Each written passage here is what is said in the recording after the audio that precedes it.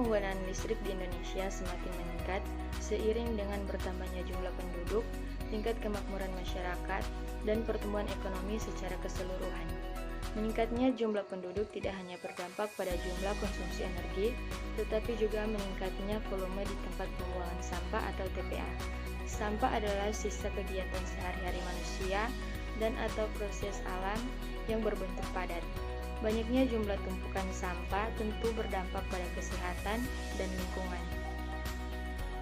Pencarian lahan TPA yang baru sangat sulit dilakukan, sementara jumlah sampah semakin meningkat. Perkembangan volume sampah di Kota Manado semakin meningkat tiap tahunnya.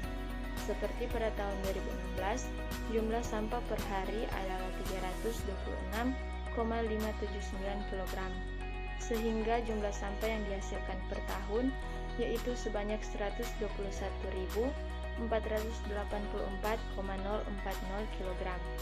Namun sampah-sampah tersebut sebenarnya dapat dimanfaatkan.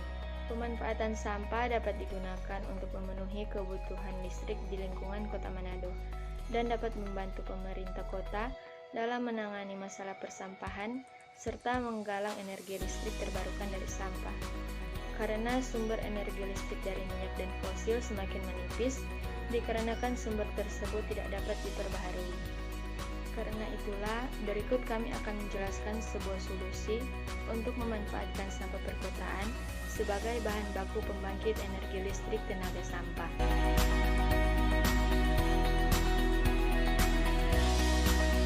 Seiring dengan perkembangan zaman sekarang ini, permintaan akan energi listrik meningkat sangat pesat. Peningkatan ini dipengaruhi oleh pertumbuhan penduduk dan faktor ekonomi suatu daerah. Hasil proyeksi konsumsi energi listrik di Kota Manado mengalami peningkatan pada tahun 2014 sampai dengan tahun 2021 dengan rata-rata pertumbuhan sebesar 12,2% per tahun atau meningkat dari 541.233 MWh pada tahun 2014 meningkat menjadi 1.525.508 MWh pada tahun 2021. Pertumbuhan rata-rata jumlah pelanggan energi listrik selama periode tersebut sebesar 3,5% per tahun atau sebesar 102.213 pelanggan pada tahun 2021. Proyeksi produksi energi listrik juga meningkat sesuai dengan peningkatan konsumsi energi listrik dengan pertumbuhan rata-rata 11,8% per tahun atau sebesar 1.645.830 MWh pada tahun 2021.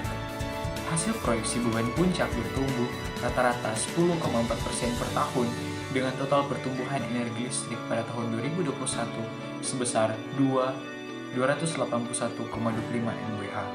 Berdasarkan hasil proyeksi kebutuhan energi listrik Kota Manado pada tahun 2021 untuk dapat memenuhi kebutuhan energi listrik pada tahun berikutnya, maka direncanakan pengembangan pembangkit khusus untuk memenuhi kebutuhan energi listrik di Kota Manado.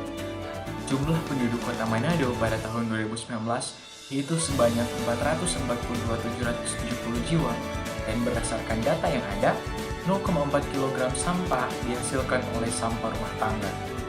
Hal ini berarti setiap harinya jumlah sampah yang terbuang ke TPA mencapai hampir 200 ton dengan kapasitas tampung tempat pembuangan akhir atau TPA Sumombo seluas 10 hektar. Saat ini, sampah yang hampir datang 2 kali lipat hingga terjadi gunungan sampah yang tingginya mencapai 10 meter. Karena tempat pembuangan akhir sudah over kapasitasnya, maka pemerintah mencari dan mempersiapkan lokasi penggantiannya. Namun, untuk sementara waktu, belum bisa terrealisasi sehingga tidak ada alternatif lain selain kembali membuang sampah di tempat pembuangan akhir Sumombo. Rancangan solusi A. Pembangkit listrik tenaga sampah. Pembangkit listrik tenaga sampah adalah pembangkit listrik yang berbahan bakar tenaga dari sampah yang sudah melalui proses, di mana proses tersebut menggunakan teknologi tinggi yang ramah lingkungan. Konsep pengolahan sampah menjadi energi atau waste to energy atau yang biasa disebut PLTSA. Pembangkit listrik tenaga sampah menggunakan 3 teknologi, yaitu proses sampah dengan teknologi thermal converter incinerator, gasifikasi, dan fermentasi. Teknologi pembangkit listrik tenaga sampah atau PLTSA termasuk proyek strategis nasional sesuai Perpres nomor 58/2017 tentang proyek infrastruktur strategis nasional. Dalam implementasinya diatur dalam Perpres nomor 35/2018 tentang percepatan pembangunan instalasi pengolah sampah menjadi energi listrik berbasis teknologi ramah lingkungan. Dalam peraturan ini, percepatan pembangunan PLTSA diterapkan pada 12 lokasi, yaitu Provinsi DKI Jakarta, Kota Tangerang, Kota Tangerang Selatan, Kota Bekasi, Kota Bandung, Kota Semarang, Kota Surakarta, Kota Surabaya, Kota Denpasar, Kota Palembang, dan Kota Manado. Untuk mengetahui besar daya listrik yang akan dihasilkan oleh pembangkit listrik tenaga sampah atau PLTSA, ada beberapa hal atau beberapa tahap yang harus dilakukan, yaitu yang pertama, perhitungan jumlah timbunan sampah. Sampah akan dijadikan bahan bakar, dan untuk dijadikan bahan bakar maka harus dihitung jumlah timbunan sampah yang ada. Karena itu akan berhubungan dengan kelangsungan pasokan daya listrik dan jumlah energi yang akan dihasilkan dalam kilowatt-hour. Yang kedua, ada pengujian kalor. Sampel-sampel yang telah dipilih dari timbunan sampah diambil kemudian akan diuji sehingga dapat diketahui kalor dan kandungan gas yang akan dihasilkannya. Yang ketiga, ada perhitungan jumlah kalor. Dari hasil uji kalor sampah yang telah dilakukan, maka akan dihitung jumlah kalor total yang dihasilkan oleh timbunan sampah tersebut. Yang keempat, ada perhitungan kapasitas boiler. Dari jumlah kalor total yang telah dihasilkan, itu akan digunakan untuk menentukan kapasitas boiler dan berapa jumlah air yang akan dipanaskan untuk dijadikan uap. Yang kelima, ada perhitungan kapasitas turbin. Setelah kapasitas boiler diperoleh, selanjutnya akan dapat dihitung kapasitas turbin yang nantinya akan digunakan untuk memutar generator. Yang keenam, ada perhitungan kapasitas generator. Dari data turbin yang sudah diperoleh, dapat ditentukan jenis dan kapasitas generatornya. Apakah itu akan digunakan dalam unit kecil atau unit yang besar? Yang ketujuh, ada kapasitas ekonomis. Perhitungan ekonomis ini dilakukan untuk melihat total biaya yang dikeluarkan untuk pembangkit listrik tenaga sampah. Ini baik pada waktu pengembalian, nilai sekarang, serta tarif listrik yang akan dihasilkan nanti. Kajian pertimbangan faktor lingkungan dan sosial ekonomi. Aspek lingkungan dalam penataan wilayah memang sangat penting, meskipun peraturan penataan ruang telah memasukkan unsur-unsur pengelolaan lingkungan dalam aturan dan petunjuk pelaksanaan penataan ruang, tetapi belum mampu diaplikasikan mengingat ragamnya kondisi yang ada di setiap wilayah Indonesia. Wilayah pantai, rawa, daratan rendah, perbukitan, dan wilayah pegunungan akan memiliki cara berbeda dalam kerangka melakukan upaya penyelamatan lingkungan menuju pembangunan yang lestari. Penanggulangan dampak lingkungan di wilayah pesisir khususnya Teluk Manado juga berbeda perencanaan ruangnya. Perbedaan ini berdampak terhadap pembangunan wilayah. Oleh karena itu, penanggulangan dampak pencemaran hanya bisa dilakukan dengan melakukan kajian perencanaan pembangunan ruang dengan mengaplikasikan kajian lingkungan hidup strategis. Setiap tahunnya pertumbuhan penduduk di Kota Manado semakin meningkat. Hal ini mengakibatkan volume sampah yang dihasilkan juga bertambah.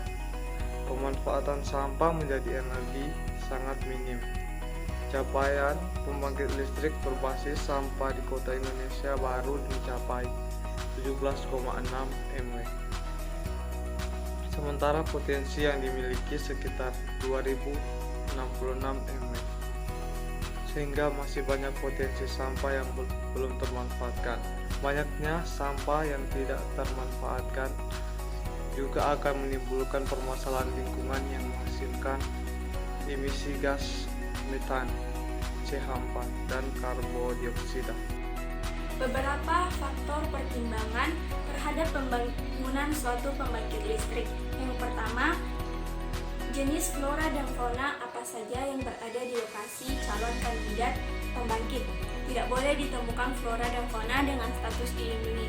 Kemudian yang kedua, perkiraan polusi yang akan dikeluarkan PLTSA yang akan dibangun. Hal ini dikarenakan teknologi yang dipakai pada PLTSA adalah incinerasi sehingga menghasilkan asap dan bau.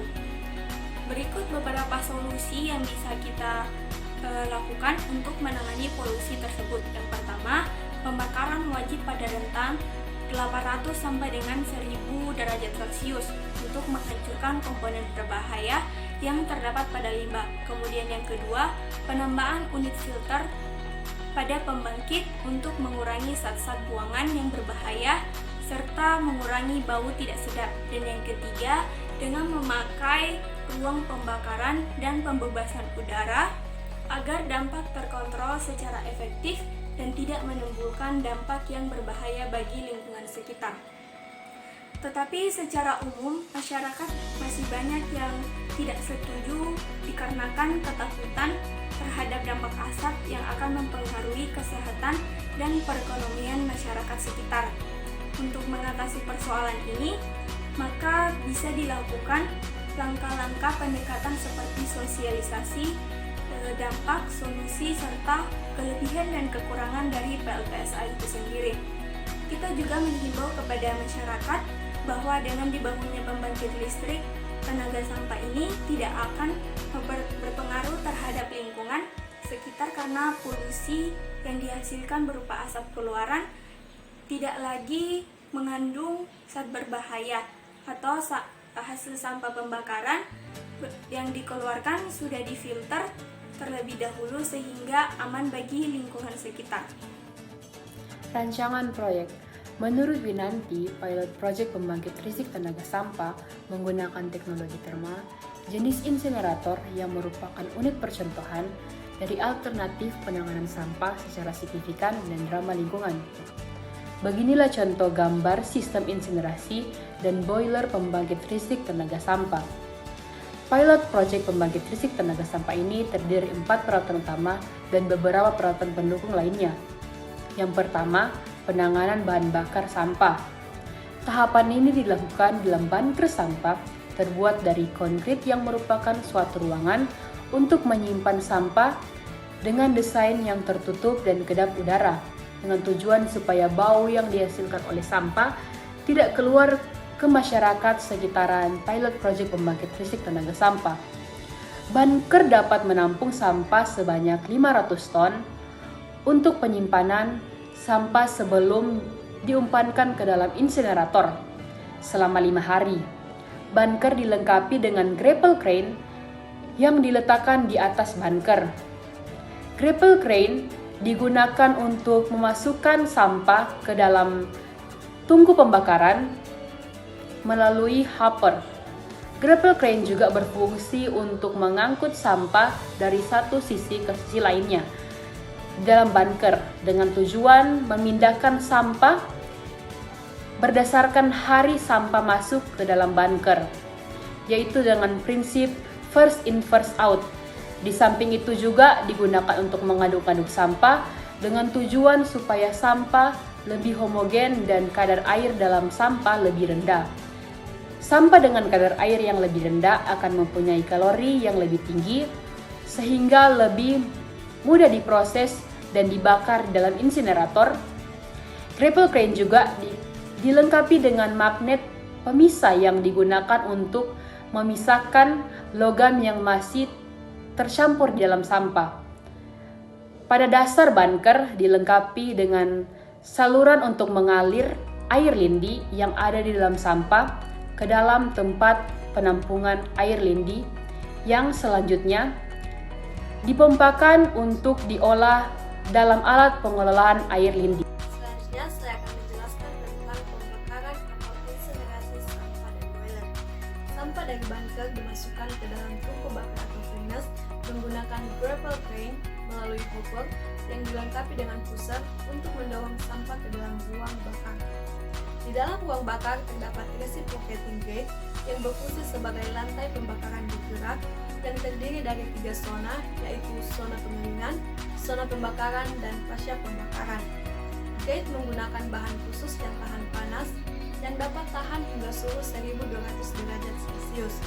Sampah yang masuk ke dalam insinerator akan membentuk lapisan di atas gate, di mana dihembuskan udara dari lubang-lubang kecil yang ada di bawah gate oleh primary air fan. Udara primer yang dihembuskan harus mencukupi untuk kebutuhan pendinginan gate dan proses pembakaran. Udara primer diambil dari bunker dengan tujuan untuk menjaga tekanan negatif di dalam bunker sekaligus menghilangkan bau yang ditimbulkan oleh sampah di dalam bunker. Sebelum masuk ke dalam gate, udara primer dipanaskan di dalam air preheater dengan bantuan steam bertekanan 10 bar. Penggunaan udara primer yang telah dipanaskan dapat membantu mempercepat pengeringan sampah di atas gate, terutama untuk sampah yang dengan tingkat kelembapan yang tinggi. Penyemprotan udara sekunder dimaksudkan untuk menyempurnakan proses pembakaran. Penyemprotan dilakukan pada bagian dinding tungku bakar yang menyempit supaya terjadi turbulensi sehingga proses percampuran udara sekunder dengan gas hasil pembakaran sampah lebih sempurna. Gas yang dihasilkan dari proses pembakaran sampah dengan panas sekitar 850 derajat Celcius digunakan untuk memanaskan air dalam boiler, membentuk uap air atau steam menjadi steam jenuh, dan di dalam superheater membentuk steam lewat jenuh pada tekanan 40 bar dengan suhu sekitar 390 derajat Celcius. Boiler dilengkapi dengan economizer yang merupakan tempat di mana gas hasil pembakaran yang masih panas yang keluar dari boiler dimanfaatkan untuk memasak air umpan boiler sehingga mencapai suhu mendekati titik didih air umpan. Sistem produksi steam dilengkapi dengan sistem pengolahan air untuk melunakkan air umpan boiler menggunakan sistem filtrasi multigrade filter, activated carbon filter, sistem reverse osmosis, serta unit mixed bed. Sistem pelunakan air umpan boiler diperlukan supaya tidak mudah terjadi pergerakan di dalam boiler dan pipa-pipanya. Ini saya akan membahas tentang pembangkitan listrik dalam steam turbin generator atau STG. Pada gambar sistem steam turbin generator atau STG, uap yang keluar dari superheater dialirkan menuju turbin generator uap. Uap akan menggerakkan baling-baling turbin yang kemudian akan mengubah energi kinetik yang timbul oleh pergerakan turbin menjadi energi listrik. Turbin yang digunakan berjenis turbin multi-stage full condensing yang umumnya digunakan untuk pembangkit listrik skala besar. Pilot proyek PLTSA ini menggunakan jenis turbin ini supaya dapat menjadi percontohan yang sama bagi PLTSA berskala besar. Uap superheater yang masuk ke dalam turbin akan keluar dalam kondisi terkondensasi sebagian. Pada umumnya, 90% uap akan terkondensasi. Uap yang telah terkondensasi diumpankan kembali ke dalam boiler. Sebelum diumpankan kembali ke dalam boiler, air akan dimasukkan ke dalam deaerator dengan tujuan menghilangkan oksigen dan gas-gas terlarut lainnya yang dapat menyebabkan korosi pada peralatan yang digunakan. Unit PLTSA yang dibangun ini akan menggunakan STG dengan kapasitas 750 kW. Kapasitas ini akan dapat memenuhi kebutuhan internal proses PLTSA sekitar 600 kW. Untuk dapat memperoleh kapasitas sebesar ini, tentunya kapasitas insinerasi akan dilakukan pada kapasitas sekitar 80-90 ton sampah per hari, yang dapat menghasilkan steam sebanyak 8 ton. Dalam pengendalian pencemaran udara, unit peralatan pengendali pencemaran udara PLTSA, gas buang yang keluar dari economizer akan masuk ke tahap terakhir sebelum dilepaskan ke atmosfer melalui cerobong asap, yaitu unit pengendalian gas buang. Sistem ini terdiri dari peralatan quencher, dry scrubber, dan back filter. Quencher berfungsi untuk menurunkan suhu gas buang.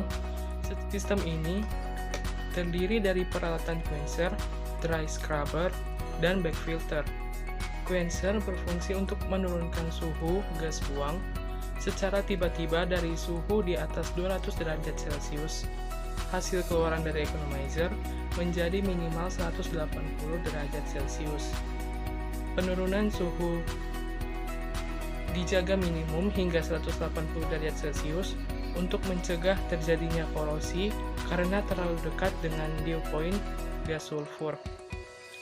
Gas buang yang keluar dari quencher dengan suhu sekitar 180 derajat Celcius dialirkan ke back filter untuk proses lebih lanjut.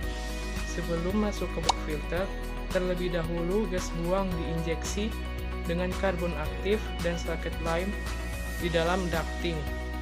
Injeksi tersebut berfungsi untuk mengurangi kandungan gas asam, logam berat, serta komponen organik berbahaya lainnya. Proses dry scrubber dipilih supaya tidak terbentuk limbah cair, dan proses ini juga merupakan proses yang lebih ramah lingkungan.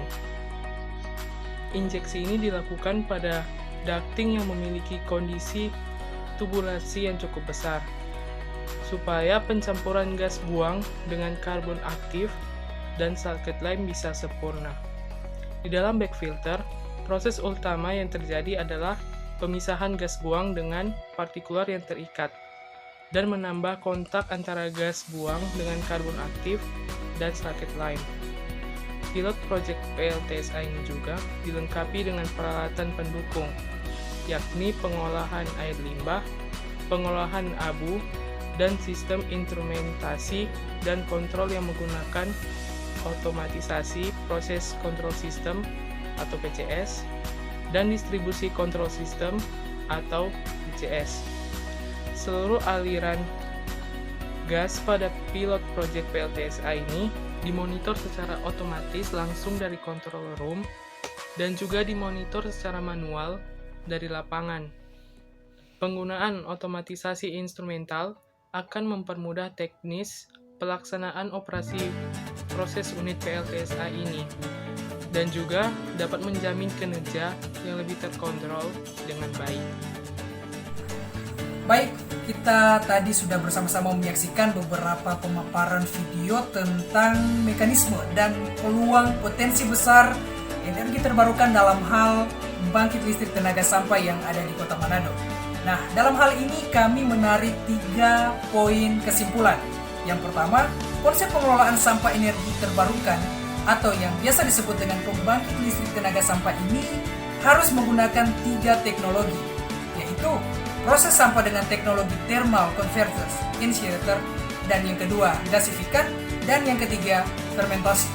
Poin yang kedua, untuk mengetahui besar daya listrik yang dihasilkan pembangkit listrik tenaga sampah ini, harus memperhatikan beberapa langkah, yaitu perhitungan jumlah timbunan sampah, pengujian kalor, perhitungan jumlah kalor, perhitungan kapasitas boiler, perhitungan kapasitas turbin, perhitungan kapasitas generator, dan perhitungan ekonomis.